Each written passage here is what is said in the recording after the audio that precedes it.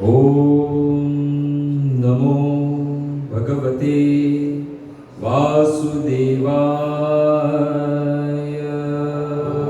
ओम नमो भगवते वासुदेवाय। ओम नमो भगवते वासुदेवाय। ओम नमो भगवते वासुदेवाय। ओम नमो भगवते वासुदेवाय। ओम नमो भगवते वासुदेवाय। नारायणं नमस्कृत्यं नारायणं नमस्कृत्यं नरं चैव नरोत्तमं नरं चैव नरोत्तमं देवीं सरस्वतीं व्यासं देवीं सरस्वतीं व्यासं ततो जयमुदीरये। ततो जयमुदीरये।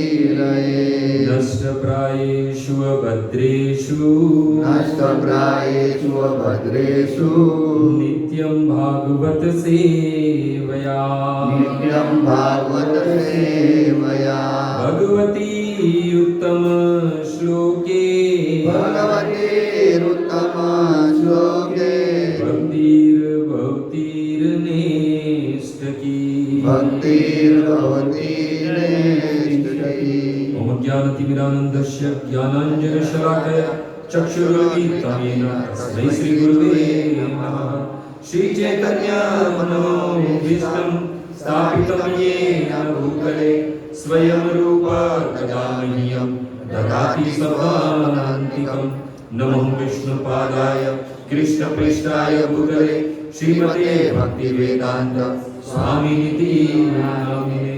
नमस्ते सरस्वती देवे गौरवाणी प्रचारिणे निर्विशेष शून्यवादी पाश्चात्यदेशचारिणे।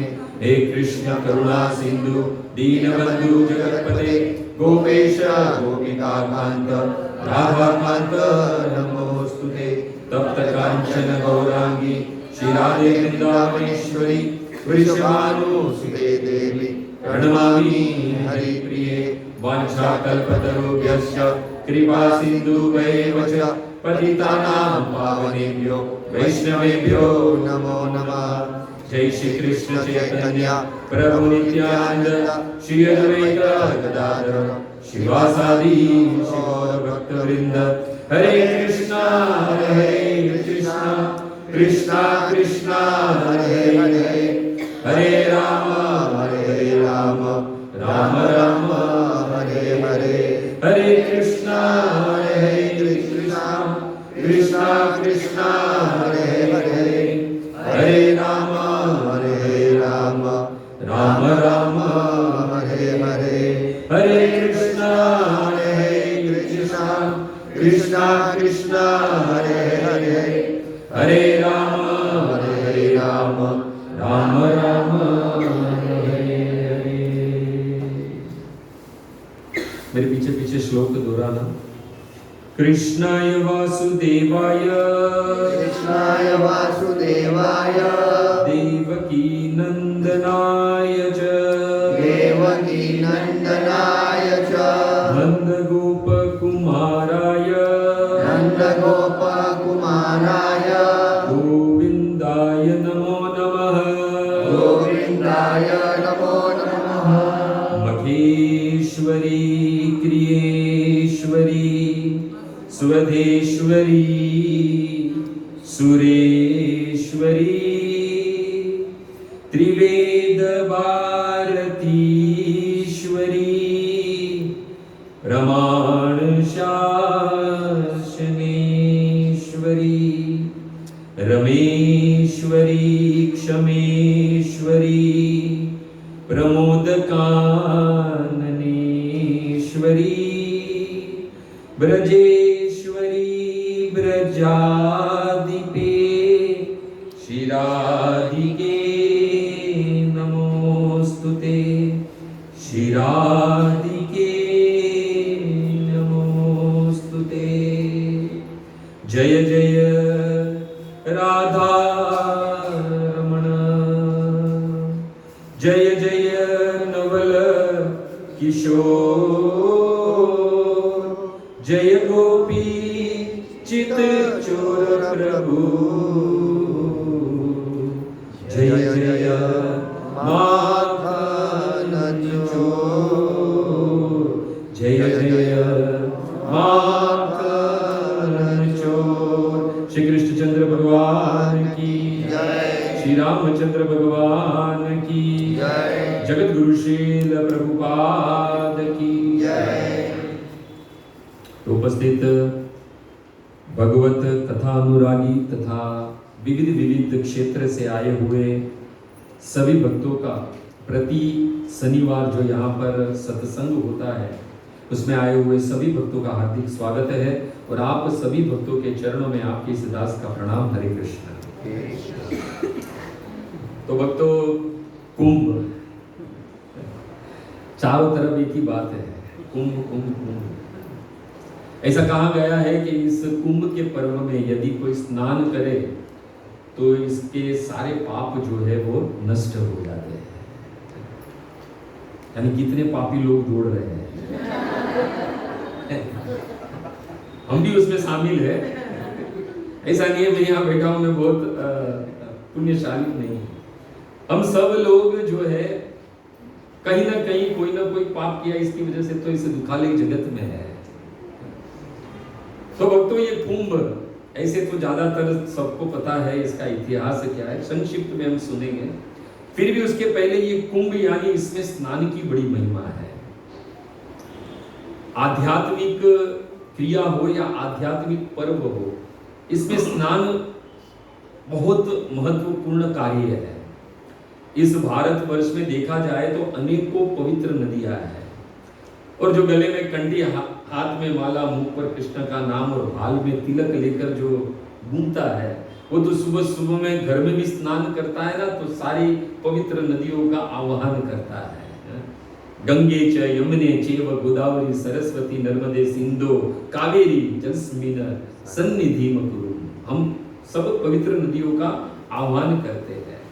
यानी हम जो भजन भक्ति में वो लोग नित्य जो है ये सारे पवित्र नदियों में स्नान करते हैं, है ना। तो भक्तों, देखा जाए तो कुंभ का इतिहास जो है यदि श्रवण करना है तो हमें श्रीमद् भागवत में प्रवेश करना पड़ेगा। अष्टम स्कंद के 5वें अध्याय से लेकर 10वें अध्याय, ये 6 अध्याय में जो है बड़े ही विस्तार से इस कुंभ का इतिहास बताया गया है। संक्षिप्त में सुने तो हम सब जानते हैं, ज्यादा डीप में नहीं जाएंगे, ऊपर ऊपरी हम सुन लेते हैं। एक दिन की बात, दुर्वासा मुनि जो है भगवान के दर्शन करने के लिए वैकुंठ गए। भगवान का दर्शन कर कर दुर्वासा मुनि जो है अत्यंत प्रसन्न हुए, आंखों में से अश्रु की धारा बहने लगी, रोमांच उत्पन्न होने लगे। जब भगवान के दर्शन किए तो भक्त का ये स्थिति होता है, परंतु भगवान की भी स्थिति कुछ ऐसी ही होती है। भगवान ने देखा दुर्वासा मुनि मेरे भक्त मुझे मिलने के लिए आए, भगवान भी रह नहीं पाए, अपने गले में जो वैजयंती माला धारण करते हैं वो तुरंत उतार कर किसको दे दी? दुर्वासा मुनि को दे दी। अपनी कृपा रूपी, प्रसाद रूपी जो वैजयंती माला थी वो दुर्वासा मुनि को दे दी। दुर्वासा मुनि बड़े ही प्रसन्न हुए कि आज तो मुझे भगवान के दर्शन का फल मिल गया, ये वैजयंती माला मिल गई। गले में धारण किए और वहां से वैकुंठ से जीवा पर भगवान का नाम लेकर वैकुंठ से निकले। रास्ते में जो है इंद्र मिला, इंद्र जो है ऐरावत पर सवार था। दुर्वासा मुनि को देखा तो ऐरावत पर बैठे बैठे ही प्रणाम किया।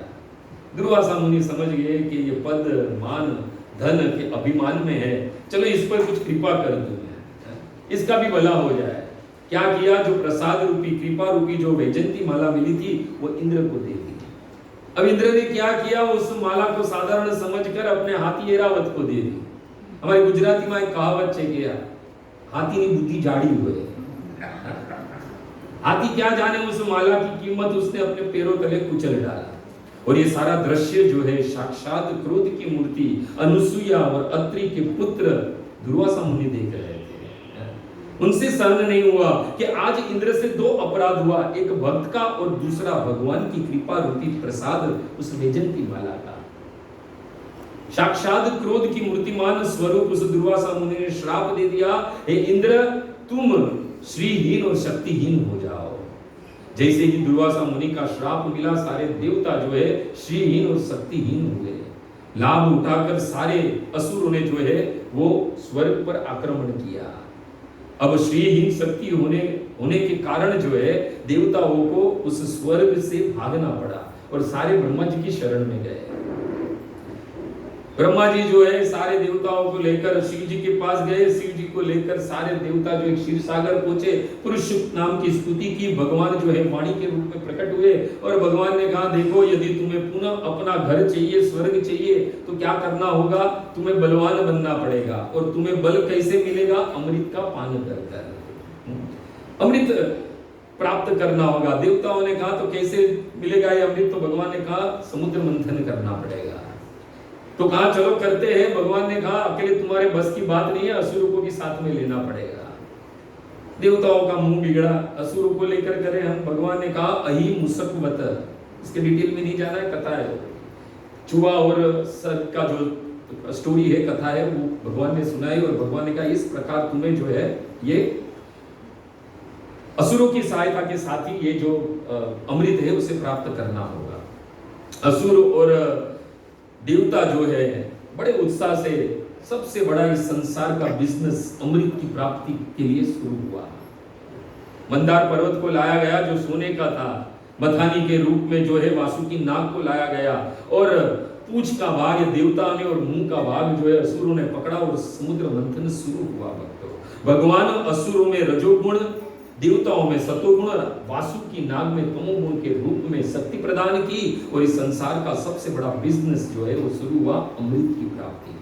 भक्तों, जैसे ही अमृत का मंथन शुरू हुआ, उस समुद्र मंथन के सबसे पहले क्या निकला, हलाहल विष निकला।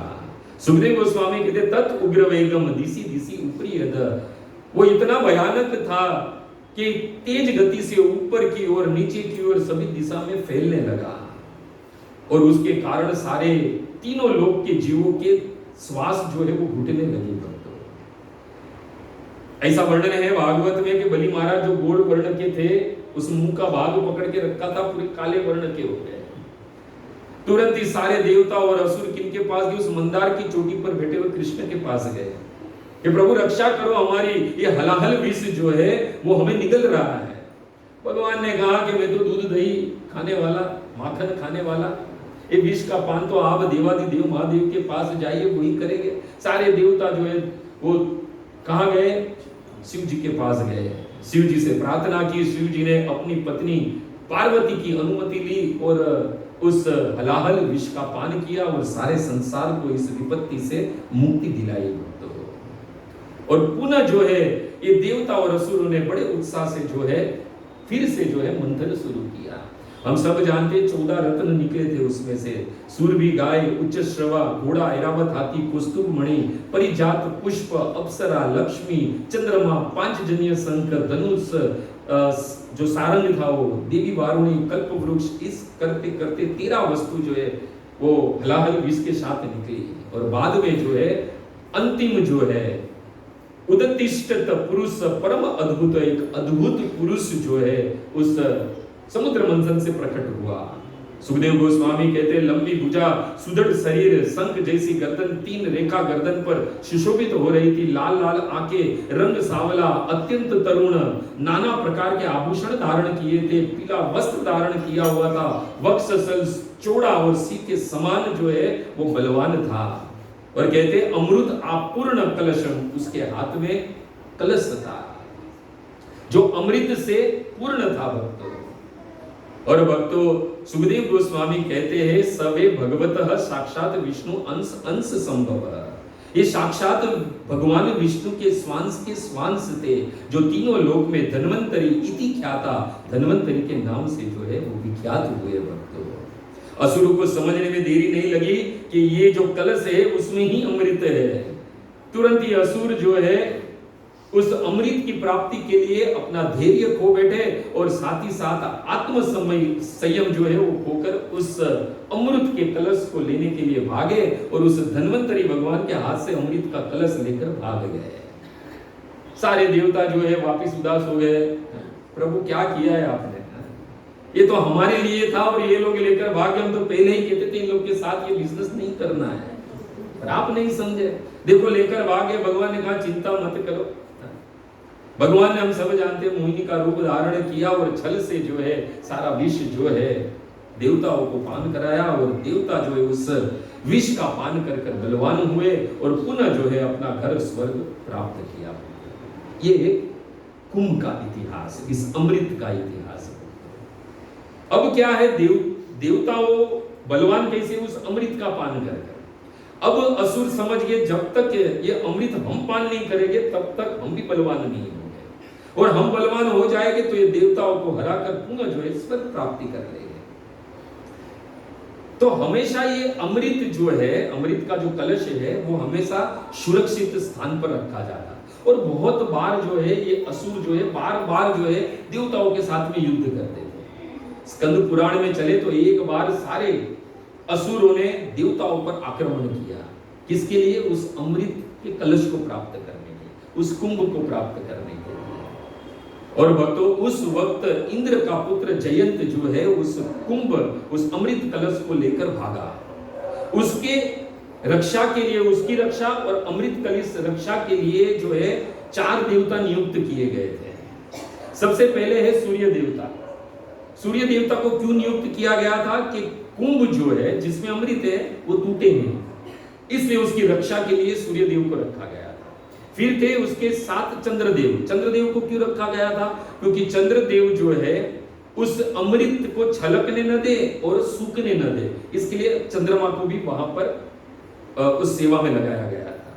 बाद में जो बृहस्पति जो देवताओं के गुरु है, वो ये जयंत जो भाग रहा था उसके पीछे जो असुर आ रहे थे उनकी रक्षा के लिए, उनको रोकने के लिए वो वहां पर खड़े रहते। और अंतिम जो चौथा देव था वो थे शनिदेव। शनिदेव अंग रक्षक बनकर उस जयंत के आसपास में समीप खड़े रहते थे कि कोई उसे क्षति न पहुंचा सके। इस प्रकार 4 देवता जो है जब जयंत उस कलश को लेकर, अमृत कलश को लेकर देवलोक की ओर भागा, तब ये जो है सारे असुर जो है उनके पीछे पीछे भागे और उनकी रक्षा के लिए 4 देव रखे गए थे, सूर्य, चंद्रमा, बृहस्पति और जाग रहे हो आप। अब क्या हुआ भक्तों, ये जो अमृत कलश लेकर जो जयंत था वो 12 दिन तक भागा। कितने दिन तक? 12 दिन। और 12 दिन में जयंत को बीच बीच में समय समय पर परिस्थिति वश ये अमृत कुंभ 4 विविध स्थानों पर रखना पड़ा, विवश हुए। वो 4 स्थान कौन से थे? महाराष्ट्र के नासिक, मध्य प्रदेश का उज्जैन, उत्तराखंड का हरिद्वार और कहाँ है? उत्तर प्रदेश का प्रयागराज। ये 4 स्थानों पर विवश होकर उसको कुंभ रखना पड़ा। और कुंभ रखने के बाद जब कुंभ उठाने लगा तब उसमें से कुछ बूंदे जो है उस स्थान पर गिर गई। और उस स्थान पर 4 पवित्र नदियां हैं, समय समय पर तिथि के अनुसार उसमें अमृत प्रकट होने लगा। जैसे महाराष्ट्र में नासिक में कौन सी नदी? गोदावरी। फिर मध्य प्रदेश में उज्जैन जिसमें क्षिप्रा नदी है, उत्तराखंड में हरिद्वार में मां गंगा, और उत्तर प्रदेश में प्रयागराज में जो है त्रिवेणी नदियों का संगम है। वहां पर समय समय पर जो है ये अमृत प्रकट होने लगा। भक्तों 12 दिन तक ये जयंत जो है उस कलश को लेकर भाग रहा था देवलोक की ओर। और मानवीय गणना के अनुसार एक दिन जब देवलोक में बीतता है यहाँ पर 1 वर्ष होता है, यानी 12 दिन यानी 12 वर्ष तक ये कुंभ लेकर जो है वो जयंत भागा। इसलिए भक्तों बारी बारी जो है ये 4 स्थानों पर जो है कुंभ का आयोजन होता है। ऐसे देखा जाए तो 4 प्रकार के कुंभ है, कुंभ, अर्धकुंभ, पूर्ण कुंभ और महाकुंभ। कुंभ वो है जो प्रति 12 वर्ष ये 4 स्थानों पर बारी बारी होता है। अर्धकुंभ किसे कहते हैं? जो 6 6 वर्ष में एक बार होता है और 2 ही जगह पर होता है, प्रयाग और नहीं कौन सा बचा हुआ है, हरिद्वार में। ये 2 जगह पर 6-6 साल में होता है।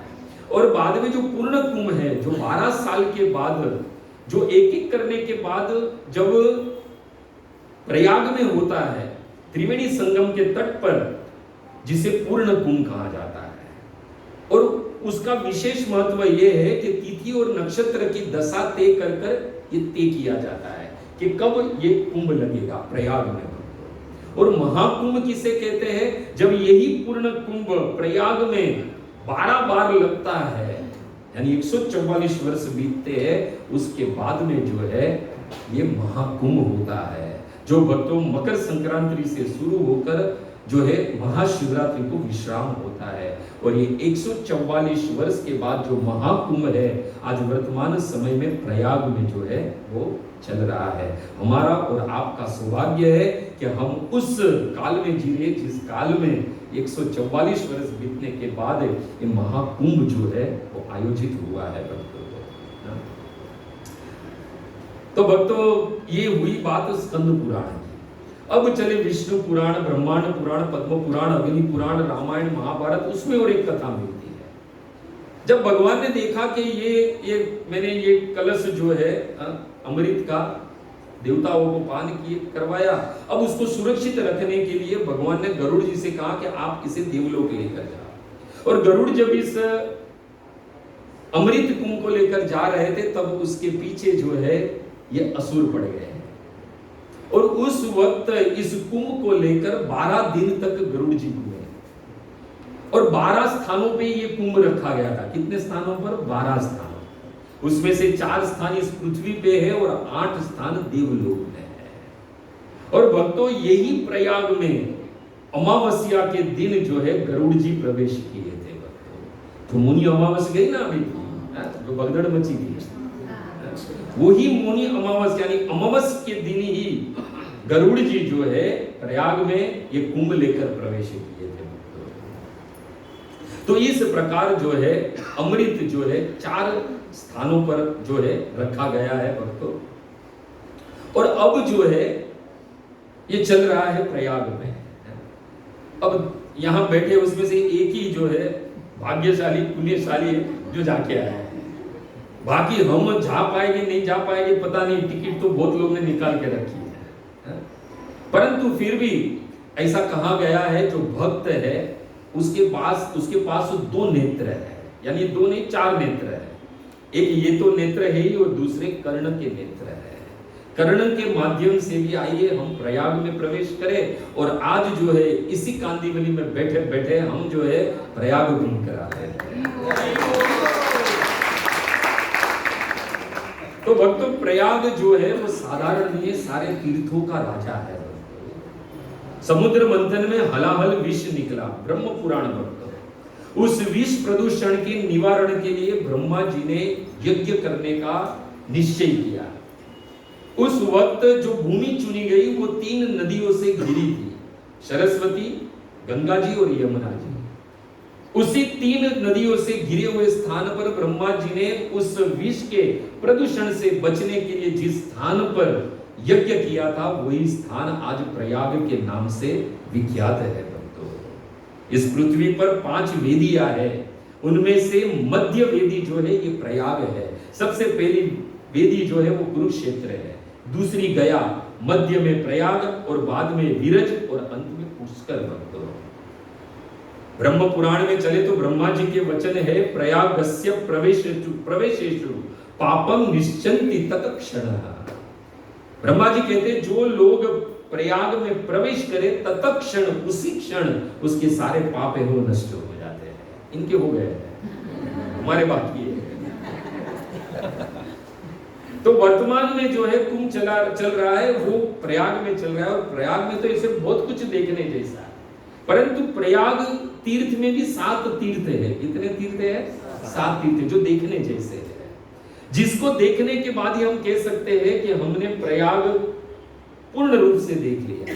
तो चलते सबसे पहले त्रिवेणी संगम, जहां पर भक्तों 3 नदियों का संगम होता है। जिसमें गंगा जी जो है वो श्वेत धारा से बहती है, यमुना जी जो है श्यामल धारा से, और सरस्वती जो है वो गुप्त तरीके से बहती है। दूसरा है अक्षय वट भक्तों।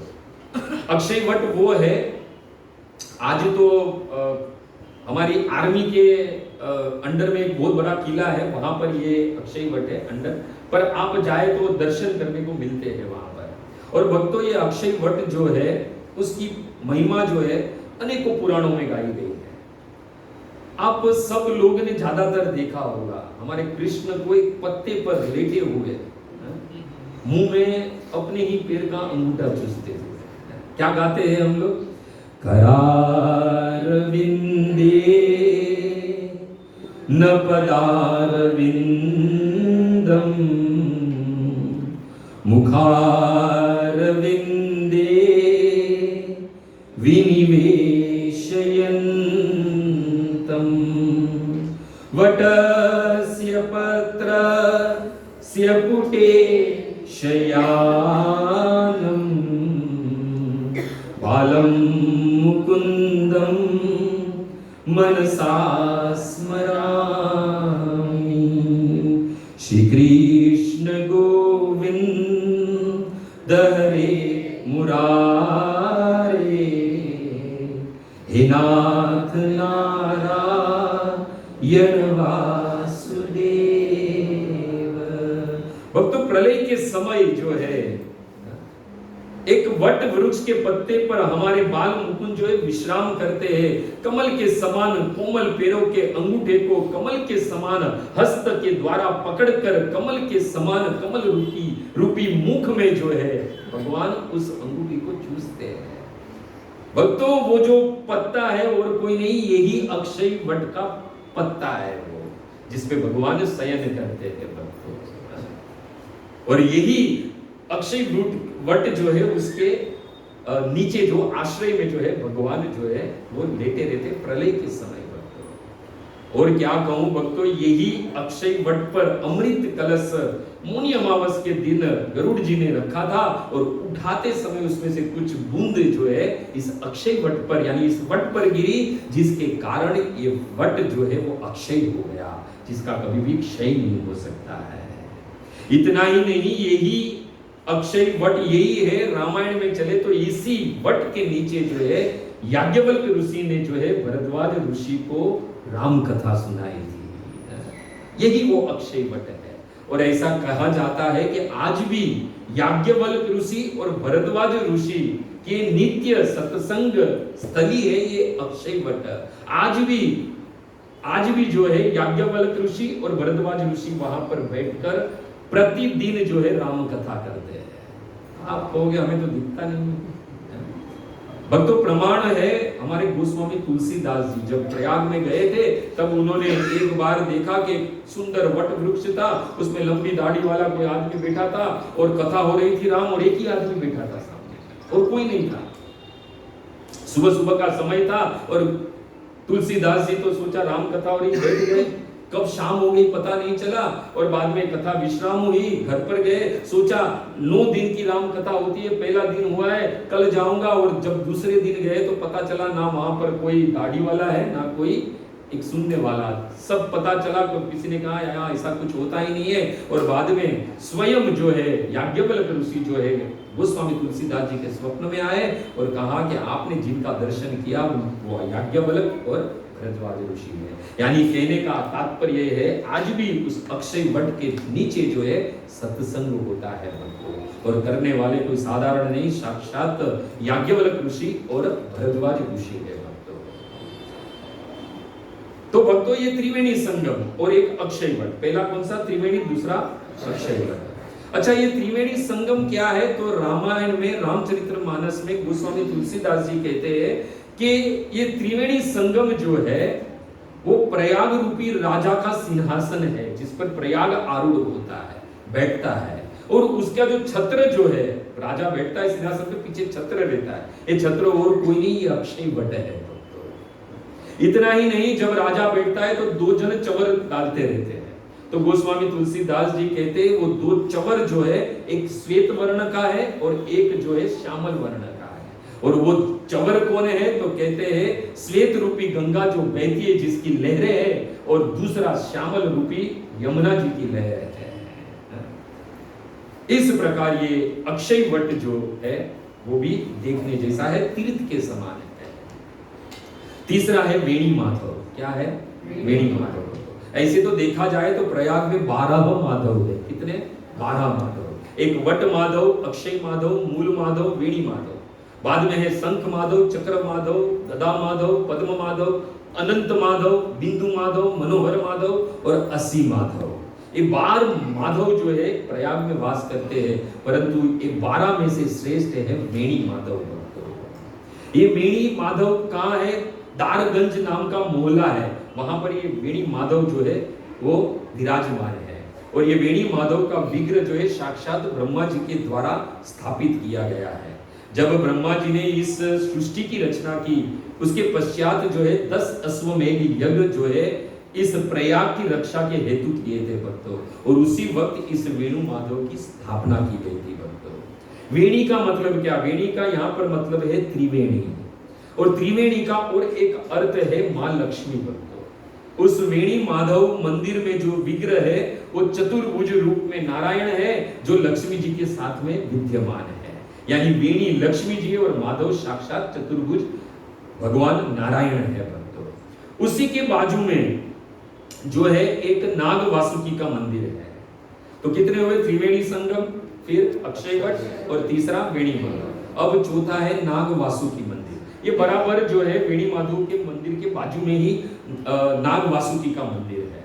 जब भक्तों समुद्र मंथन हुआ, हमने अभी भी कथा सुनी, मंथानी के रूप में जो है वासुकी नाग को लाया गया था और रगड़ रगड़ के उसमें से अमृत प्राप्त हुआ, पर वो बेचारे वासुकी नाग को नहीं मिला। अब क्या हुआ? उसका तो पूरा शरीर रगड़ने के कारण घायल हो गया था और वो पीड़ा के मारे जो है पड़ा हुआ था। अब ये तो देवता है, स्वार्थी है, अपना काम हो गया, अमृत लेकर घर पर चले गए। परंतु भगवान ने जब वासुकी नाग की दशा देखी तो दया आ गई। भगवान आए, भगवान ने को देखकर वासुकी नाग ने कहा, प्रभु ये बहुत पीड़ा हो रही है, अमृत तो मिला नहीं, परंतु ये पीड़ा तो देखो। भगवान ने कहा चिंता मत करो, एक काम करो, तुम प्रयाग में जाओ, वहां पर वेणी माधव है, उसके दर्शन करो, तुम ये पीड़ा से मुक्त हो जाओगे। पाताल के रास्ते से नाग वासुकी जो है वो प्रयाग आए और उन्होंने वेणी माधव के दर्शन किए, जो ब्रह्मा जी के द्वारा स्थापित थे। उस वेणी माधव के दर्शन कर अपनी सारी पीड़ा से वासुकी नाग मुक्त हुए, इसलिए वहां पर ही जो है वासुकी नाग ठहर गए। इसके बराबर वेणी माधव के मंदिर के बाजू में ही जो है नाग वासुकी का मंदिर है।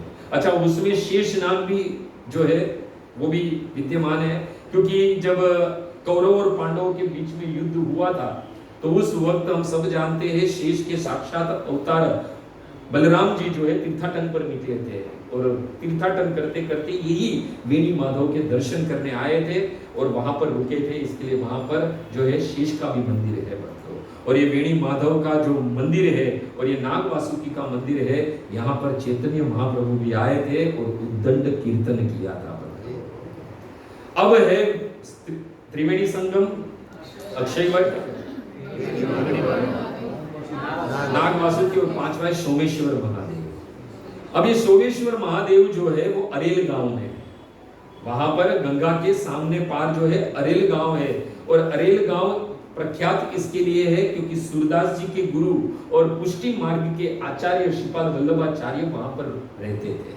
और जिस दिन वल्लभाचार्य को पता चला कि चैतन्य महाप्रभु जो है प्रयाग आए हैं, तो तुरंत ही एक नौका लेकर चैतन्य महाप्रभु को लेने गए और अपने गांव अरेल लेकर आए और वहां पर भोजन करवाया था। ये प्रसंग जो है चैतन्य चरितमृत में भी आता है भक्तों। और भक्तों, ये सोमेश्वर महादेव की कथा जो है ना, वो सोमनाथ महादेव से कुछ मिलती जुलती है, कल्प भेद है भक्तों। चंद्रमा का विवाह हम सब जानते हैं दक्ष की 27 कन्या से हुआ, जिसे 27 नक्षत्र कहा जाता है। उस 27 कन्या में से एक कन्या था जिसका नाम था रोहिणी, और चंद्रमा जो है उससे बड़ा ही प्रेम करते थे। जब देखो तब उसके ही साथ में रहते थे, उससे प्रेम करते थे, किसी अन्य पत्नी के पास ही नहीं जाते थे। परेशान हुई सारी जो पत्नियां थी अपने पिता के पास गई, दक्ष के पास, और शिकायत की कि चंद्रमा जो है हमें प्रेम ही नहीं करता, हमारे पास आता ही नहीं, ये हमारी बहन रोहिणी के पास ही पूरा दिन रहते हैं। दक्ष ने चंद्रमा को बुलाया और समझाया। थोड़े दिन के बाद स्वभाववश परिवर्तन कुछ हुआ नहीं, तो दूसरी बार सारी पुत्रियां जो है पिता के पास पुनः शिकायत की। पुनः जो है दक्ष ने चंद्रमा को बुलाया, समझाया, परंतु समझा नहीं। तीसरी बार जब सारी पुत्रियां आई और शिकायत की, तो तुरंत ही दक्ष को जो है वो क्रोध आया। दक्ष ने चंद्रमा को बुलाया, कहा कि तुमने मेरी सभी कन्याओं के साथ में विवाह किया है, तुम सभी पत्नी में संभाव रखना चाहिए, तुम पक्षपात करते हो, इसलिए मैं तुम्हें श्राप देता हूं, तुम्हें क्षय हो जाए। क्षय यानी समझते आज की भाषा में टीबी। धीरे धीरे उस दक्ष के श्राप के कारण चंद्रमा का शरीर है वो गलने लगा, सृष्टि के नियम जो है वो बिगड़ने लगे। और सबसे बड़ी चिंता ब्रह्मा जी की हुई कि अगर इसी प्रकार चंद्रमा का शरीर गलता गया तो एक दिन चंद्रमा है उसका क्षय हो जाएगा और ये पृथ्वी भी जो है वो नष्ट हो जाएगी, क्योंकि ये पृथ्वी को चलायमान दो जन रखते हैं, एक सूर्य और एक चंद्र, दोनों की आवश्यकता है। सारे देवता जो है चंद्रमा के पास गए और चंद्रमा से कहा, एक काम करो, तुम इस रोग से बचना चाहते हो तो तुम शिव जी की आराधना करो। कहा आराधना तो कर लो, अच्छा स्थल बताओ जहां पर शिव जी तुरंत प्रकट हो जाए। तो कहा कि जाओ प्रयाग में, और प्रयाग में जाकर तुम शिव जी की तपस्या करो। चंद्रमा प्रयाग आए और अपने हाथों से शिव जी की पार्थिव लिंग की स्थापना की, और वहां पर बैठकर उन्होंने 11 करोड़ मृत्युंजय जप किए। शिव जी प्रकट हुए, शिव जी ने कहा मांगो क्या चाहिए? कहा प्रभु और कुछ नहीं चाहिए, इस रोग से मुक्ति दिला दो। शिव जी ने कहा देखो पूर्ण तो इस रोग को मैं दूर नहीं कर सकता हूं, पर तुम्हें मरने भी नहीं दूंगा, तुम्हारी रक्षा जरूर करूंगा। कहा कि देखो जब कृष्ण पक्ष में तुम्हारा शरीर जो है वो क्षय होते जाएगा, परंतु जैसे ही शुक्ल पक्ष शुरू होगा तो धीरे धीरे तुम्हारा जो अंग है वो धीरे धीरे वापिस जो है वो अंगों में वृद्धि होने लगेगी, और पूर्णता को पूर्णिमा के दिन तुम पूर्णता को प्राप्त हो जाओगे। इस प्रकार शिव जी ने रक्षा की चंद्रमा की, जिसके कारण हम देखते हैं कृष्ण पक्ष में चंद्रमा का क्षय होता है, धीरे धीरे वो है अमावस्या में लुप्त हो जाते हैं, और बाद में वही शुक्ल पक्ष में धीरे धीरे चंद्रमा के अंगों की वृद्धि होती है, और पूर्णिमा के दिन जो है वो पूर्णता को प्राप्त होते हैं। तो ये है वहां के सोमेश्वर महादेव जो प्रयाग में स्थित है उसकी महिमा। भक्तों उस मंदिर की एक खास बात है भक्तों, उस मंदिर के शिखर पर एक त्रिशूल लगा हुआ है, वो दर्शन करने जैसा है, क्योंकि वो जो त्रिशूल है वो चंद्रमा की गति के अनुसार वह त्रिशूल की दिशा बदलती है। आज भी भक्तों जैसे चंद्रमा जैसे जैसे जाता है वो त्रिशूल धीरे धीरे वैसे वैसे घूमता है आज भी। इसलिए सोमेश्वर महादेव के दर्शन करना भूलना नहीं है। कौन से हुए? त्रिवेणी, अक्षयवट, बेणी माधव, नाग वासुकी, सोमेश्वर महादेव, और छठा है भरद्वाज ऋषि का आश्रम। तो भरद्वाज ऋषि जो है वहां पर वास करते थे, और माघ के महीने में जितने भी लोग वहां पर जब सूर्य मकर राशि में जब भ्रमण करते हैं तब माघ महीने में अनेकों इस पृथ्वी के अनेकों भागों से ऋषि मुनि जो है इस प्रयाग में आते थे, और रुकते कहां थे? यही भरद्वाज ऋषि के आश्रम में बैठते थे, जहां पर सीता राम लक्ष्मण भी वहां पर पधारे थे, और साक्षात प्रेम की मूर्ति भरत जी भी वहां पधारे थे भक्तों। और भक्तों जहां पर महाप्रभु भी पधारे थे, और उद्दंड कीर्तन जो है इस भरद्वाज ऋषि के आश्रम में किया था। सातवां है दशस्वमेध घाट, जहां पर ब्रह्मा जी ने 10 अश्वमेध यज्ञ किए थे, और गौर लीला में चले तो स्वयं चैतन्य महाप्रभु ने इसी घाट पर जो है रूप गोस्वामी को लगातार 10 दिन तक भक्ति का ज्ञान दिया था। यही वो स्थान है दशस्वमेध घाट। तो कितनी जगह हुई? सबसे पहले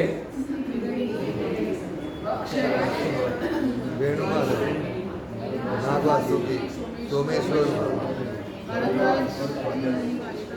सातवां दशस्वमेध घाट। ये तो माना के चलो तीर्थ की महिमा है, परंतु हमारे काम का उसमें क्या है?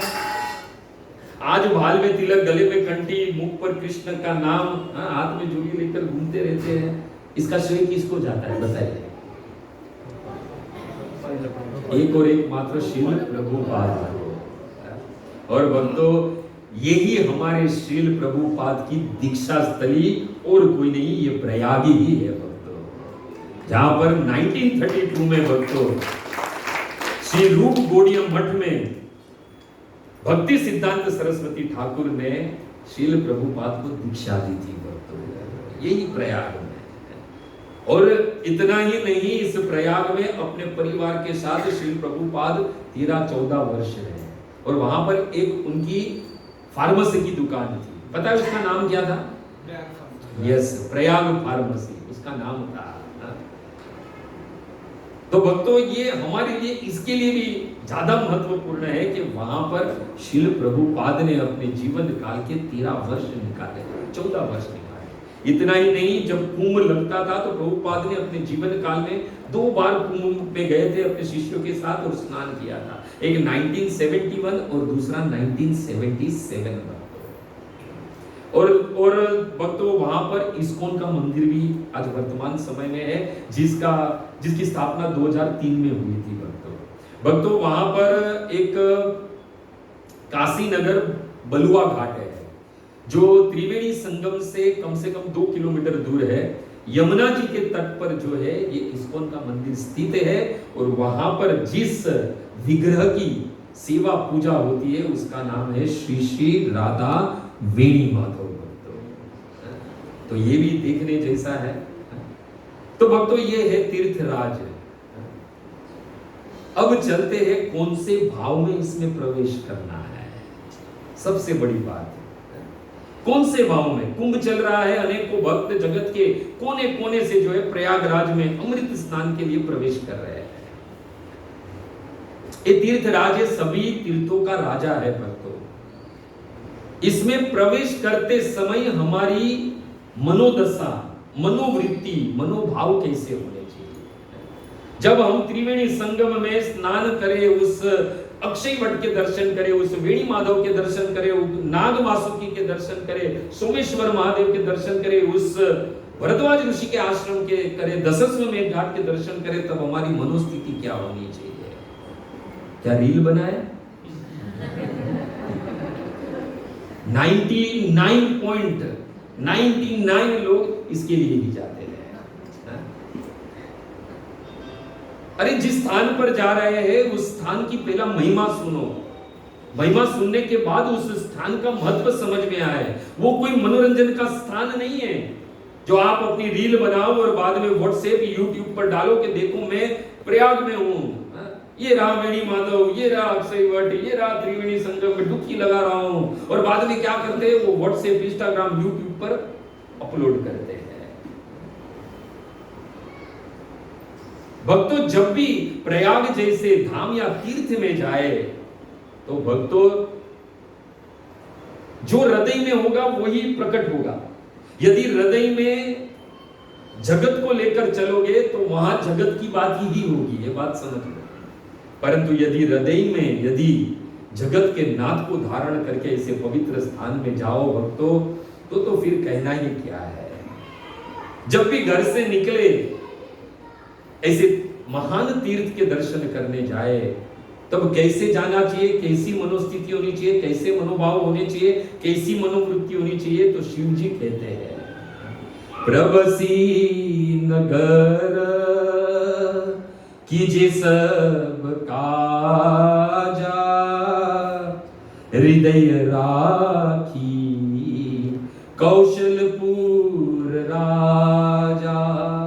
कहते शिव जी के है गरुड़ी, इस पवित्र स्थान में जब प्रवेश करो तो हृदय में जगत को नहीं, जगत के नाथ राम और कृष्ण को धारण करके प्रवेश करो। देखो क्या है पता है, जिसके मन में जो होगा वो ही उसके आचरण में दिखेगा। यदि मन में संसार है तो वहां पर जाके भी संसार की बातें होगी। यदि मन में जगत नहीं, जगत का नाथ है, तो वहां पर बात क्या होगी, जगत के नाथ की ही होगी। और ये प्रयाग जो है वहां पर बसते कौन है, हमारे जैसे रील बनाने वाले लोग नहीं रहते, बात समझ लीजिए पहले। ये रील बनाने वाले गए ना, इसके लिए भगदड़ हुई है। बाकी तो उस प्रयाग में बसते कौन है? तो स्वयं गोस्वामी तुलसीदास जी कहते ता होई मुनि ऋषि समाजा, वहां तो भगवान के भक्त संत महात्मा जो है वहां पर उनका समाज बसता है। अच्छा, उनका कार्य क्या है? सुबह 4 बजे उठकर त्रिवेणी में स्नान कर और बाद में जो है उनका कार्य क्या है? तो गोस्वामी तुलसीदास जी कहते करही परस्पर हरि गुण गाना। उनका कार्य है परस्पर भक्त लोग मिलकर जो है भगवान के गुणगान गाते हैं। यहां तो क्या है, रील लेकर वो स्टिक लेकर घूमते हैं। कुछ लोग कहते हैं कि अरे मैं हरिद्वार जाकर आया। आपने रील तो देखी होगी मेरी। तो किसी ने पूछा कि वहां नहाए नहीं क्या? नहीं, मैं तो रील बनाने गया था और पानी भी बहुत ठंडा था। हम वृंदावन में भी जाते हैं, इस स्थान की महिमा है। देखो, जिस स्थान में जिसकी महिमा है वही भाव होना चाहिए। हमारा प्रॉब्लम क्या है? हम धाम के या तीर्थ के अनुकूल नहीं होते, तीर्थ और धाम हम हमारे अनुकूल बनाना चाहते हैं। प्रॉब्लम वहां पर होता है। हम ज्यादातर हम देखते हैं नए लोग जाते हैं वृंदावन में तो कहते हैं हमारा चश्मा चोरी हो गया, हमारा पर्स चोरी हो गया। एक आदमी आया और कहा कि मेरा मोबाइल चोरी हो गया, वो बंदर लेकर चले गया। तो किसी ने पूछा कौन सी कंपनी का था? तो उसने कहा सैमसंग का। तो ब्रजवासी था, उसने कहा कि देखो ये स्थान जो है सेम के संग रहने का नहीं, श्याम के संग रहने का। श्याम के संग रहने का। अरे ये स्थान है, उस स्थान का महिमा जानिए और उसी के अनुकूल रहिए। उस स्थान को हमारे अनुकूल बनाने की कोशिश मत कीजिए भक्तों।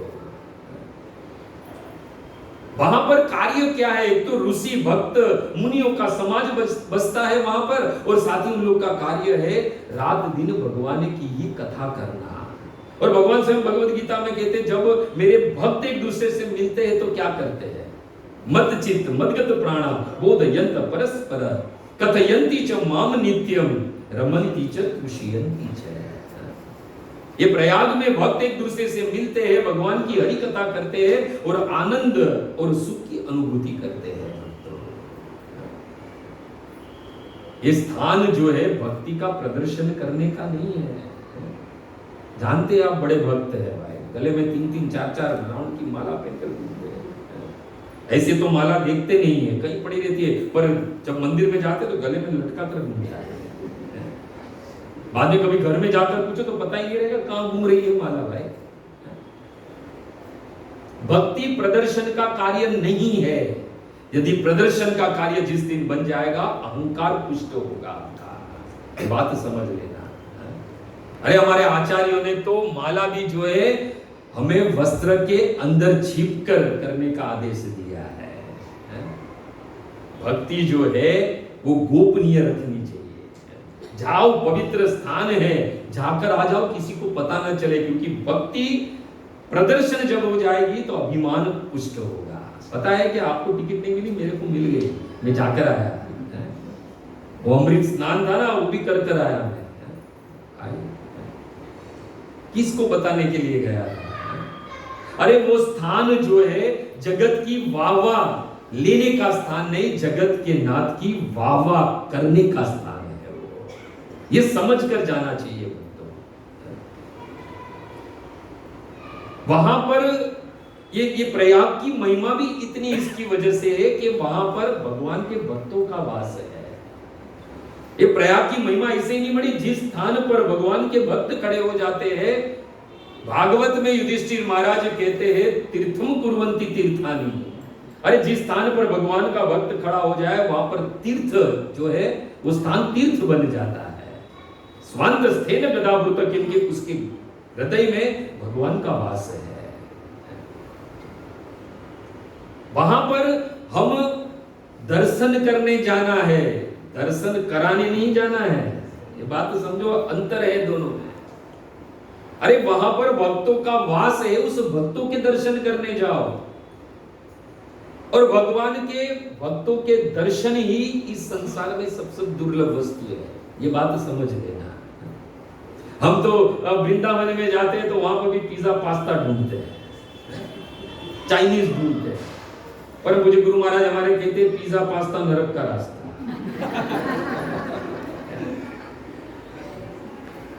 अरे वहां जो चीज है उसके दर्शन करो।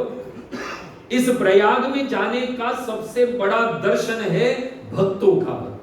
भगवान का दर्शन तो बाद में आता है, क्योंकि जिस स्थान पर भक्त होगी उसी स्थान पर भगवान मिलेंगे, या दूसरे शब्द में करूं, जिस स्थान पर भगवान है वही भक्त मिलेंगे। इसलिए भक्तों के दर्शन दुर्लभ है इस कलयुग में। एक बात समझ लेना, भागवत के एकादश स्कंद में चले हम तो वहां पर नव योगेश्वर निमि महाराज को मिलने के लिए आते हैं, और नव योगेश्वर के दर्शन करके निमि महाराज कहते हैं कि दुर्लभ मानुष्य देह देहिनाम क्षण भंगुर।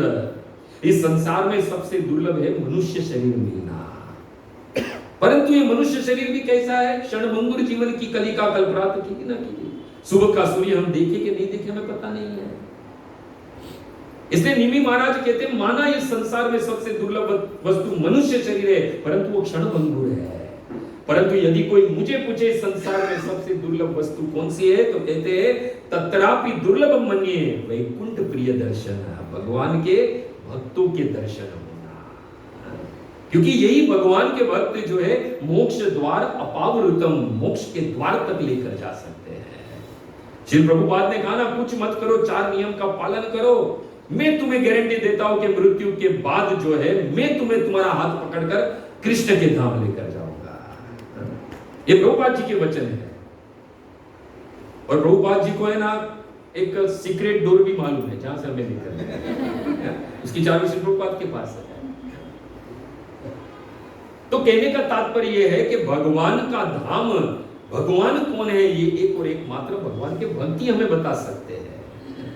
माना ये जो प्रयाग है, अयोध्या कांड में रामचरितमानस में गोस्वामी तुलसीदास जी कहते हैं कलुष कुंज कुंजर मुगरा, कहते हैं पापों के समूह रूपी हाथी को मारने के लिए ये सिंह रूपी प्रयागराज है। माना कि प्रयाग जो है वो पापों को नष्ट करने का सामर्थ्य रखता है, परंतु इसका एक और एक मात्र कारण है क्योंकि वहां पर भक्तों का वास है। भक्तों का वास है। और वहां पर कौन रहते हैं? भरद्वाज मुनि बसही प्रयागा। रामचरितमानस में जब प्रयाग की महिमा गाई गई तो सबसे पहले यही लिखा गया कि वहां पर भरद्वाज ऋषि जो है वहां पर वास करते हैं, यानी भक्त का नाम लिया गया, भगवान का नहीं लिया गया। प्रयागराज की महिमा गाई गई तो कहा कि इस प्रयागराज में कौन है? भरद्वाज मुनि बस ही प्रयागा। भरद्वाज मुनि जैसे शुद्ध भक्त वहां प्रयाग में वास करते हैं। अच्छा, उनका गुण क्या है? तो कहते हैं तीन ही राम पद अति अनुरागा। उनमें एक गुण था कि उन्हें राम के चरणों के प्रति अनुराग था, प्रीति थी, प्रेम था, आसक्ति थी। भक्तों, प्रयाग में वास करने वाले के हृदय में एक और एक मात्र कामना होनी चाहिए, उस भगवान के चरण कमल में आसक्ति हो जाए, अनुराग उत्पन्न हो जाए, प्रेम उत्पन्न हो जाए। और भक्तों, वहां पर ऐसा नहीं है कि भक्ति ही वास करते थे, परंतु जो बाहर से भी आते थे वो भी भक्त थे, हमारे जैसे रील बनाने वाले नहीं थे। वहां पर बसते कौन थे? याज्ञवल्क्य भरद्वाज ऋषि, परंतु आने वालों में भगवान के शुद्ध भक्त याज्ञवल्क्य ऋषि भी थे। इसलिए प्रयाग में बसने वाले भी भक्त हैं और प्रयाग के दर्शन करने वाले भी भक्त हैं। भक्तों, इसलिए प्रयाग में प्रवेश करें तो भक्त के भाव में प्रवेश करें।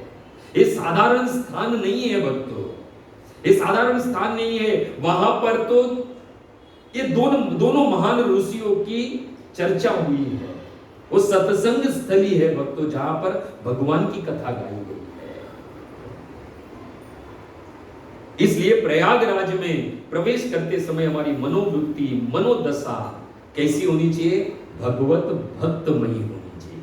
भक्त के भाव में जो है प्रयाग में जो है हमें प्रवेश करना चाहिए। भक्तों, बाल कांड में रामचरितमानस में इसी प्रयाग की महिमा जो है भरद्वाज ऋषि के मुख से और याज्ञवल्क्य ऋषि के मुख से निकली है, और बाद में उसी प्रयाग की महिमा जो है अयोध्या कांड में प्रभु श्री राम के मुख से निकली है। ये साधारण तीर्थ नहीं है जिसकी महिमा स्वयं भगवान के मुख से निकली है भक्तों।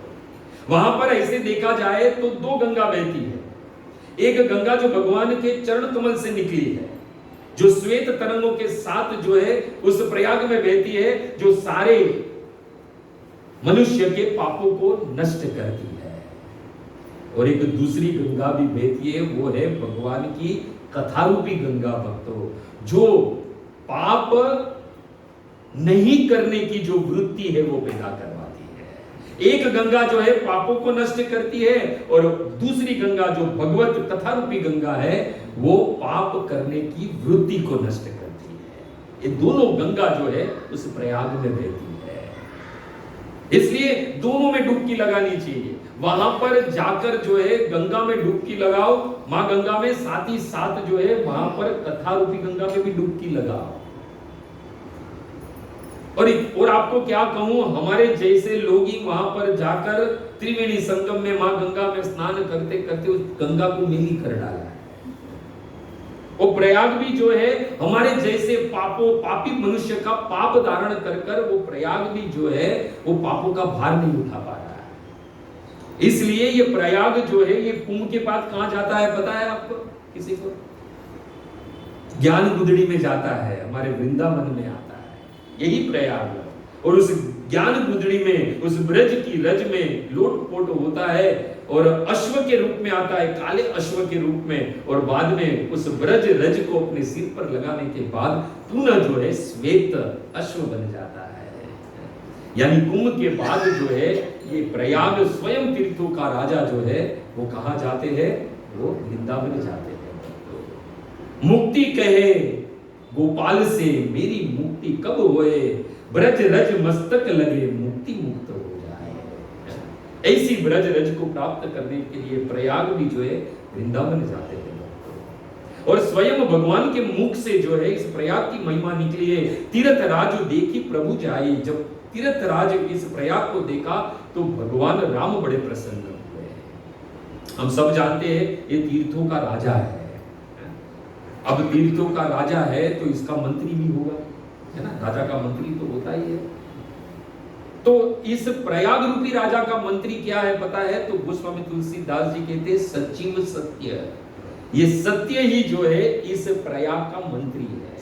यानी प्रयागराज में जाओ तो सत्य बोलना, पाप धुलने गए और पाप मत करना वहां जाकर, है ना? सत्य। अच्छा, इस प्रयाग रूपी राजा की एक नारी भी है, पत्नी भी है, उसका नाम है श्रद्धा। और हर एक राजा का एक मित्र होता है जो उसका सुहद होता है। इस प्रयाग रूपी राजा का मित्र है वेणी माधव। साक्षात भगवान इस प्रयाग के मित्र है। और जो भी राजा होता है उसके पास धन संपत्ति का भंडार होता है, सोना चांदी हीरा मोती जवेरात इत्यादि इत्यादि। तो किसी ने पूछा ये भी तो राजा है प्रयाग भी, इसके भंडार में कौन सा माल पड़ा है भाई? तो गोस्वामी तुलसीदास जी कहते हैं चारी पदार्थ भरा भंडार। इस प्रयाग रूपी राजा के भंडार में 4 पदार्थ है जिससे इसका भंडार जो है भरा हुआ है। और वो 4 पदार्थ है धर्म अर्थ काम और मोक्ष। मोक्ष। और इस प्रयाग क्षेत्र में प्रवेश करने का मूल्य क्या है? कहीं पे भी प्रवेश करे तो हमें कुछ चुकाना पड़ता है। तो इस प्रयाग में प्रवेश करने का मूल्य है, तो गोस्वामी तुलसीदास जी कहते हैं पुण्य भक्त। जिसके पुण्य का उदय होता है वो ही भक्त भाव में जो है इस प्रयाग के दर्शन कर सकता है। इसलिए प्रयाग में प्रवेश करना, उस प्रदेश में प्रवेश करने का मूल्य है पुण्य भक्तों। और कहते हैं कि ये जो प्रयाग क्षेत्र किले के समान है, इस किले में कभी भी पाप रूपी शत्रु नहीं आ सकता है। क्यों? क्योंकि इसके पास एक सेना है जो इस पाप की सेना को मूल से समूल नष्ट करने में दक्ष है।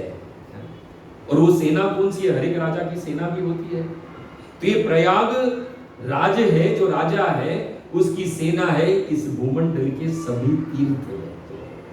ये जितने भी तीर्थ है इस प्रयाग के सैनिक है, उसकी सेना है। उनका कार्य क्या है कि पाप रूपी जो सेना है उसको मूल से निकालना, नष्ट करना।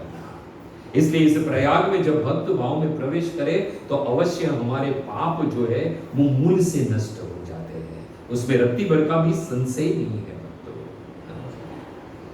तो इस प्रकार भक्तों जब प्रयाग के दर्शन भगवान ने किए तो भगवान बड़े प्रसन्न हुए और इस प्रयाग की सेवा करते, सेवक भी रहते हैं राजा के पास। तो सेवक कौन है? तो कहते हैं सेवक सेवही सुकृति साधु सूची, पुण्य आत्मा पवित्र साधु इस राजा की सेवा करते हैं। और उसे मिलता क्या है उसके बदले में? तो कहते हैं पावई सब मन काम, अपने मन में जो भी कामना है वो उनकी पूर्ण हो जाती है। और ऐसे प्रयाग के जब दर्शन प्रभु श्री राम ने किए तो प्रभु श्री राम की मनोदशा क्या थी? ये जितनी भी बातें हैं ये प्रयाग की महिमा है। अब प्रयाग की महिमा जो है, जब प्रभु श्री राम वहां पर आए, इस प्रयाग के दर्शन किए तो प्रभु श्री राम की मनोदशा क्या थी? तो गोस्वामी तुलसीदास जी कहते हैं असती रथपति देखी सुहावा, सुख सागर रघु बर सुख पावा। कितनी सुंदर बात है। जब प्रभु श्री राम ने इस प्रयाग के दर्शन किए तो इस सुख के सागर को भी सुख प्राप्त हुआ।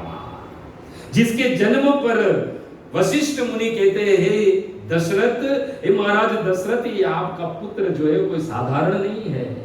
जो आनंद सिंधु सुख राशि सी करते त्रिलोक सुपासी, सो सुख धामा रामवस नामा, अखिल लोकदाय कवीश रामा। वशिष्ठ मुनि कहते हैं महाराज दशरथ आपका जो ये पुत्र है वो सुख और आनंद का सागर है। और इस सागर की एक बूंद जब गिरी तो ये तीनों लोक में, तीनों लोक के लोग जो है वो सुख का अनुभव करते हैं। और वही सुख के सागर ने जब इस प्रयाग के दर्शन किए तो सुख सागर रघुबर सुख पाई। रघुबर भगवान श्री राम को भी सुख मिला। हमें सुख किससे मिलेगा? वहां पर जाकर रील उतारने से, उसके बाद भी रील उतारने से सुख नहीं मिलता है, उसमें कितनी लाइक आई है उससे मिलता है। पूरे दिन चिंता में रहेगा कि बाजू वाली ने डाली उसको 100 मिली, मेरी अभी 50 भी क्रॉस नहीं हुई। भक्तों ये स्थान जो है चिंता का नहीं, ये स्थान प्रयाग है, वो चिंतन का स्थान है। वहां पर भगवत चिंतन करना चाहिए। और इतना ही नहीं, जब भगवान श्री राम ने इस प्रयाग के दर्शन किए तो सुख मिला, इतना सुख मिला कही सिए लखन ही सतही सुनाई, श्री मुख तीर्थ राज बढ़ाई। अपने मुख से इस प्रयागराज की बड़ाई महिमा गाई। और किसको सुनाई? राम सीता और अपने मित्र गुरु को सुनाई स्वयं। आज हम सुनने बैठे, उस वक्त प्रभु श्री राम सुना रहे थे और जानकी माता लक्ष्मण और गुरु जो है वो सुन रहे थे। यही प्रयाग की और प्रभु श्री राम ने भी जो है उस त्रिवेणी में स्नान किया। और त्रिवेणी में स्नान करने के बाद जो है प्रभु श्री राम कहाँ गए? भरद्वाज ऋषि को मिलने के लिए भरद्वाज ऋषि के आश्रम गए। हमने क्या कहा था? यहाँ पर सबसे पहला दर्शन कौन सा करना है? भक्तों का। और भगवान अपने आचरण से बता रहे हैं कि मैं भी जो है मेरे भक्त के दर्शन के लिए निकला। भरद्वाज ऋषि के आश्रम में जो है प्रभु श्री राम बता रहे हैं। जैसे ही भरद्वाज ऋषि ने प्रभु श्री राम को देखा, सफल सकल शुभ साधन साजू, राम तुम ही अवलोकत आजू। हे प्रभु श्री राम, प्रयाग में रहकर तप त्याग तीर्थवास का फल आज मुझे मिल गया। आज मुझे आपका दर्शन हो गया। ये प्रयाग में जाकर यदि अनुभूति नहीं होती है हृदय में कि हमने भगवत दर्शन कर लिए, भगवत भक्त के दर्शन कर लिए, तो माफ करना, अपना टिकट भाड़ा भी वेस्ट जाएगा। समय तो जाएगा ही वेस्ट।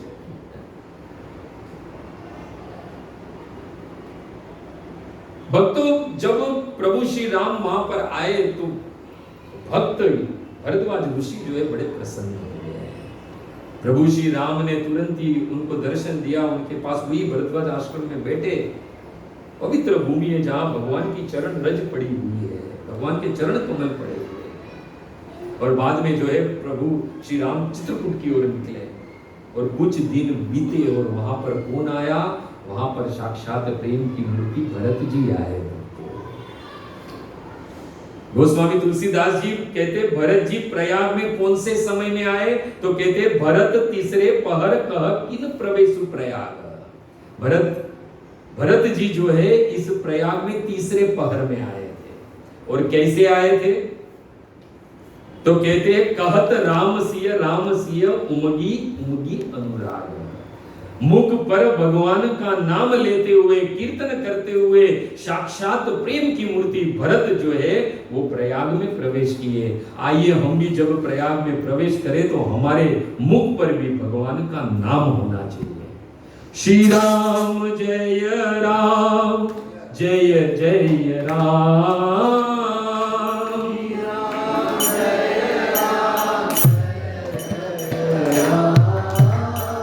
श्री राम जय राम जय जय राम।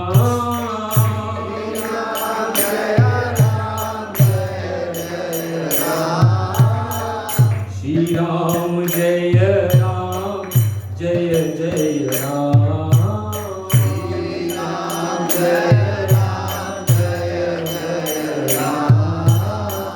श्री राम जय राम जय जय राम। श्री राम जय राम जय जय राम।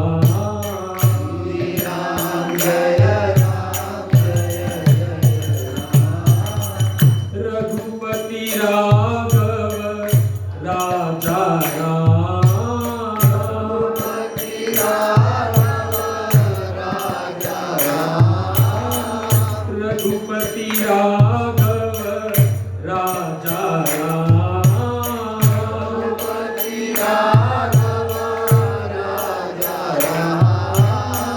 पतित पावन सीताराम। पतित पावन सीताराम। पतित पावन सीताराम। पतित पावन सीताराम। श्री राम जय राम जय जय राम।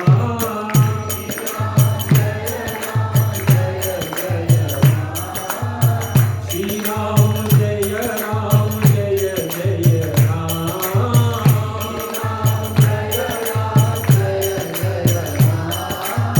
श्री राम जय राम जय जय राम।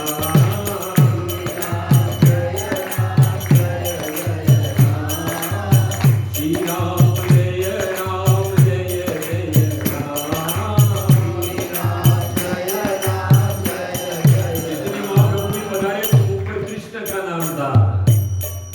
हरे कृष्णा हरे कृष्णा कृष्ण कृष्णा हरे हरे हरे राम राम राम हरे हरे।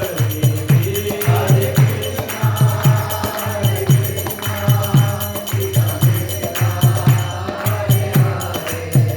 हरे राम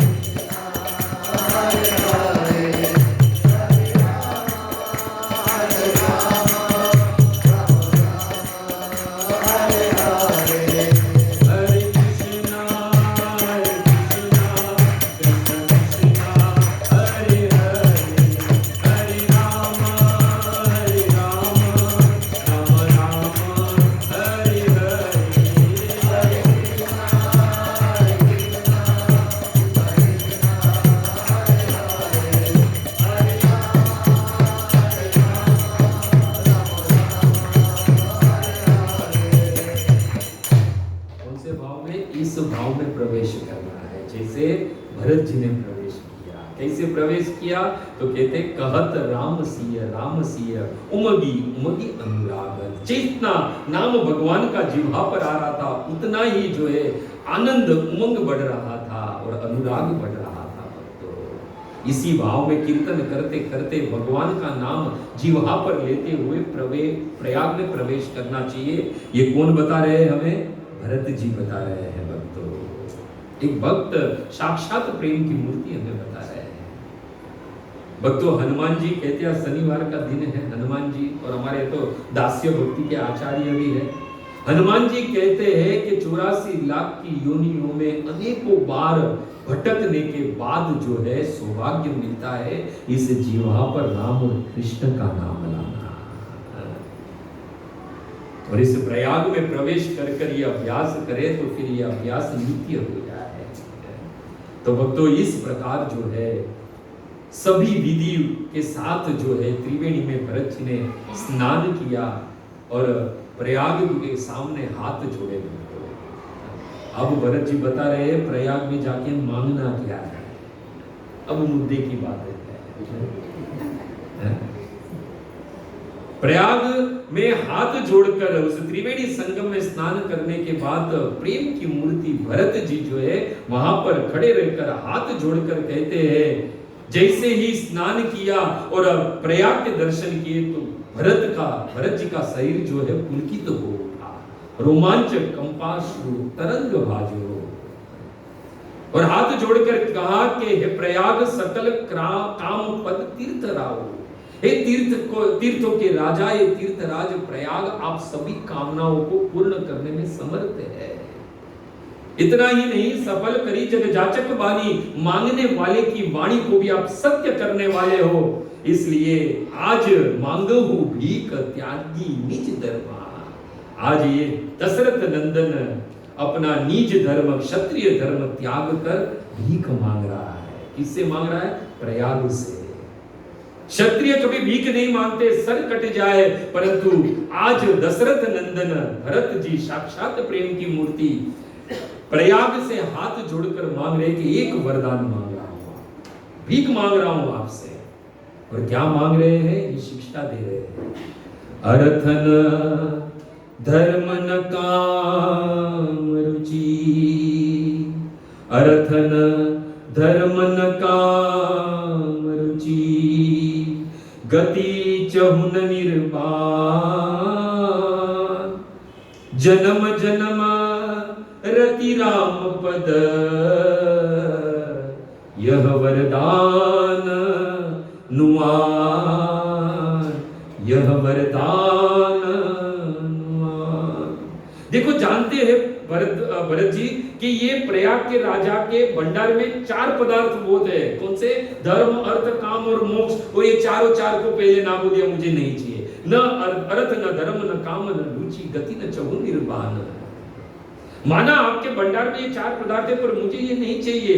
मैं आपसे अपना नीच धर्म क्षत्रिय धर्म त्याग कर हे प्रयाग आपसे भीख मांग रहा हूं कि मुझे प्रत्येक जन्म में राम के चरणों के प्रति अनुराग उत्पन्न हो जाए। यही मांगना है प्रयाग में जाकर उस तीर्थों के राजा के पास कि जन्म जितने भी मिले प्रत्येक जन्म में मुझे भगवान के चरणों के प्रति अनुराग उत्पन्न हो। भक्तों ये मांगने वाला भी कोई साधारण नहीं है। सारा जग जिसका नाम जपता है। बृहस्पति कहते हैं इंद्र ये भरत कोई साधारण नहीं है। ये भरत कौन है? जिसका राम नाम जपते हैं। भरत सरीस को राम सनेही, जगु जपु राम राम जपुजेहि। सारा जग जिसका नाम जपता है वो राम इस भरत का नाम जपते हैं, अपने भक्त का नाम जपते हैं भक्तों। और यही भक्त के चरण से ये प्रयागराज भूमि जो है वो पवित्र हुई है। धन्य नहीं धन्याति अति धन्य हुई है। प्रयाग प्रसन्न हो गए कि भरत आज मांग क्या रहे हैं मुझसे प्रभु श्री राम के चरण के प्रति अनुराग मांग रहे हैं। प्रयाग प्रकट हुए और प्रयाग तथास्तु कहने गए तो भरत जी ने कहा रुको रुको अभी बाकी है, ये रति कैसे बढ़े, आप आशीर्वाद दो, आज आप वरदान दे दो कि मेरी रति मति मेरा अनुराग जो है भगवान राम के चरणों के प्रति हो, परंतु वो कैसा हो, तो कहते हैं सीता राम चरण रति मोरे बड़े अनुदीन अनुग्रह तोरे। हे प्रयाग आप मुझे वरदान दो कि मेरी रति मति मेरा अनुराग प्रभु श्री राम के चरणों में लगे, परंतु वो दिन प्रतिदिन बढ़े। हमारा तो क्या है, जब दुख आता है तो एकदम भजन भक्ति एकदम दृढ़ हो जाती है, और जैसे सुख आता है तो डाउन हो जाती है। ऐसे नहीं, प्रतिदिन दिन प्रतिदिन ये अनुराग ये प्रेम है। भरत जी मांग रहे प्रयाग से क्या मांगना है, ये प्रेम प्रतिदिन बढ़ता जाए, प्रतिदिन बढ़ता है। गोस्वामी तुलसीदास जी भी कहते हैं चौना सुगति सुमति संपत्ति कछो रिद्धि सिद्धि विपुल बढ़ाई हेतु रहित अनुराग राम पद बड़े अनुदिन अधुकाई। वो अनुराग भी बड़े कैसा, हेतु रहित हो, जिसमें कोई कामना न हो, वैसे बड़े भक्त। और भक्तों त्रिवेणी में स्नान किया इस प्रेम मूर्ति साक्षात भरत जी ने, और बाद में जो है त्रिवेणी में स्नान कर कर प्रयाग से प्रार्थना कर कर ये भक्त भी कहाँ गए, भरद्वाज मुनि के आश्रम में। समझ में आ रहा है, हम प्रवेश करें तो भक्तों का ही दर्शन है, भक्त भी भगवान के भक्त का दर्शन करे। यहाँ तो क्या है, एक भक्त दूसरे भक्त को देखता है तो मुंह बिगड़ता है प्रभु जी कभी कभी। ये भक्त के समाज में भी है, जो कि हम तो जब मंदिर में प्रवेश करते 3 बार नोक करते और कहते क्या है, वांछा कल्पतरु, परंतु भक्त में भी द्वेष है। बताओ कहां बाद में भगवान हमें दिखेगी, कहां भगवान हमारे पे कृपा करेंगे। जब भरद्वाज ऋषि के आश्रम में भरत जी पहुंचे तो देखो जितना आनंद भगवान के दर्शन में भरद्वाज मुनि को नहीं हुआ था, इतना आनंद जो है वो भरद्वाज ऋषि को भरत जी के दर्शन करने में हुआ। भरत जी के दर्शन किए, भरत जी के चरणों में पड़ गए, और भरद्वाज ऋषि कहते हैं कि इस संसार में जितने भी साधन है, वो साधन जो भक्ति में जितने भी साधन है, व्रत करना है, बाद में परिक्रमा करना, माला करना, जप करना, कथा सुनना इत्यादि परिक्रमा करना, ये जो भी है वो सब साधन का फल क्या है। तो भरद्वाज ऋषि कहते हैं सब साधन कर सुफल सुहावा लखन राम सीय दर्शन पावा। ये भरद्वाज ऋषि के वचन है। भरद्वाज ऋषि कहते हैं कि सभी जप तप शास्त्र का पठन पाठन यज्ञ ये सब का फल है भगवत दर्शन, भगवान का दर्शन हो जाए। हम करते किसके लिए है सब कुछ, कि हमें भगवान दर्शन मिल जाए, भगवान मिल जाए। तो किसी ने पूछा कि चलो सभी साधनों का फल भगवत दर्शन है, तो क्या भगवत दर्शन का भी कोई फल है, उस फल का भी कोई फल है? तो भरद्वाज ऋषि कहते हैं हाँ, उस सब साधन के फल का भी फल है। और वो फल क्या है? ते ही फल कर फलू दरस तुम्हारा। कहते हैं कि सभी साधनों का फल भगवत दर्शन है, और ये भरत जी उस भगवत दर्शन के फल का भी फल आपका दर्शन है, एक भक्त का दर्शन है। इतना ही नहीं, कहते हैं सहित प्रयाग सुभाग हमारा। आज आपके दर्शन कर कर तो प्रयाग धन्य हुआ, और प्रयाग के साथ साथ हमारा भी भाग्य खुल गया कि आज हमें भी आपके दर्शन हो गए। तो भक्तों वास्तविक जाइए, कुंभ है, 144 वर्ष के बाद ये अवसर प्राप्त हुआ है। देखो कितना दुर्लभ है, ये पता चल सकता है कि इतने लोग बैठे एक ही जाके आए। आप समझ रहे हो, दर्शन नहीं यानी दुर्लभ वस्तु है ना, सबको नहीं, इतना यहाँ बैठे सब लोग जाकर आए होते हैं, दुर्लभ वस्तु है। 144 वर्ष के बाद महाकुंभ लगा है, परंतु उसके दर्शन जो है वो भगवत भाव में, भगवत मनोवृत्ति से, भगवत एक भक्त की भाव से, दशा से, वृत्ति से इसके दर्शन करने चाहिए भक्तों। और यही भाव लेकर प्रयाग के दर्शन करने निकलो, रत्ती भर का भी संशय नहीं है कि भगवत धाम और भगवत प्राप्ति न हो भक्तों, जरा भी संशय नहीं है इसमें। इसलिए भक्तों सबसे करबद्ध निवेदन है, जाइए तो किसी को बताइए मत, और बताओगे तो टिकट कंफर्म नहीं होगा, वो गारंटी, क्योंकि मेरा अनुभव बता रहा है। निकल गया टिकट, निकल गया, कंफर्म नहीं हुआ। इसलिए अभी कोई मुझे पूछता है ना कि आप जा रहे हो, तो मैं बोलता हूँ हमारा भाग्य नहीं जा रहा है। जाइए, दर्शन करके आइए।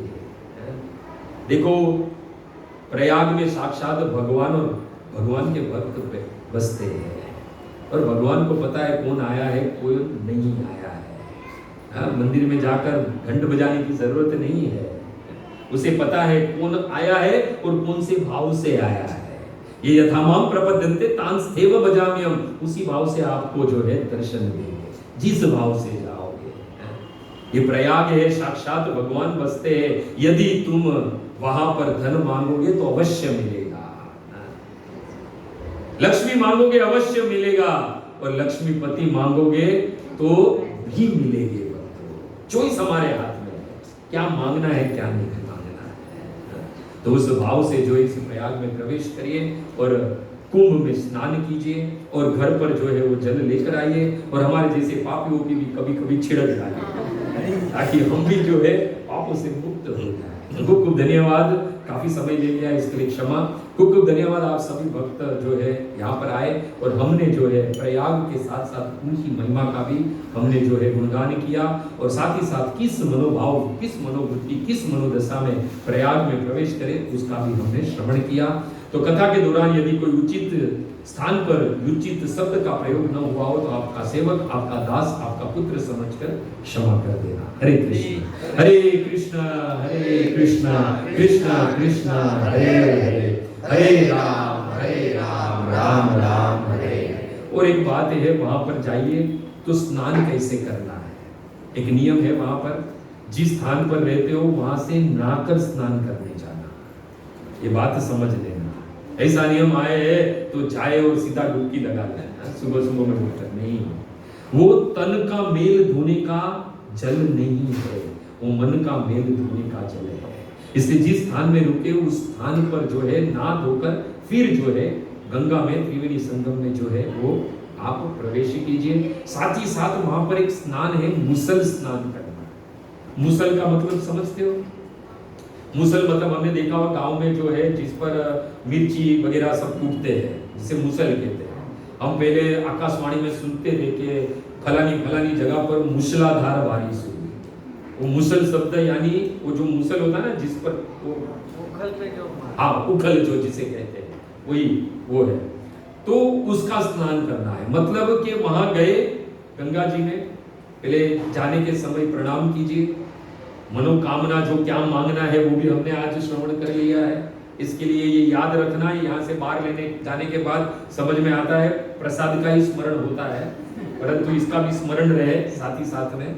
और वही भाव से यमुना जी, त्रिवेणी संगम गंगा जी और सरस्वती में प्रवेश करें, और डुबकी कैसे लगाए, नाक बंद करके सीधा मुसल स्नान, सीधा गए बाहर आए, सीधा गए बाहर आए, सीधा गए बाहर आए, 3 बार स्नान करके तुरंत निकल जाना। वहां पर ऐसा ऐसा मत करने लगे। हाँ, वो शरीर के मेल धोने का नहीं, बहुत लोग ने वीडियो बनाया है, एक खींच वीडियो के बाद में वहां से जल लेता है और शरीर का मेल धोता है।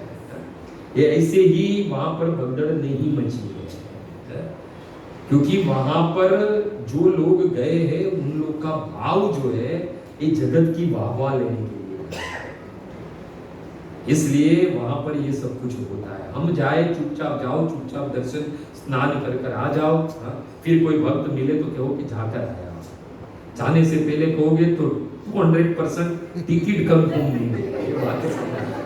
देखो खूब धन्यवाद आप सभी भक्तों का, पुनः एक बार आप सभी भक्तों के चरणों में जो है प्रणाम, धन्यवाद प्रणाम। हाँ बोलिए।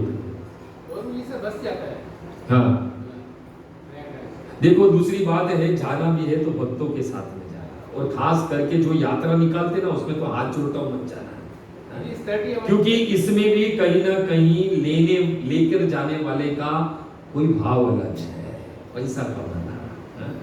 इसलिए उनके साथ जाओ जिनका भाव हमारे भाव से मेल खाता हो, वो भी भक्त हो हम भी भक्त है।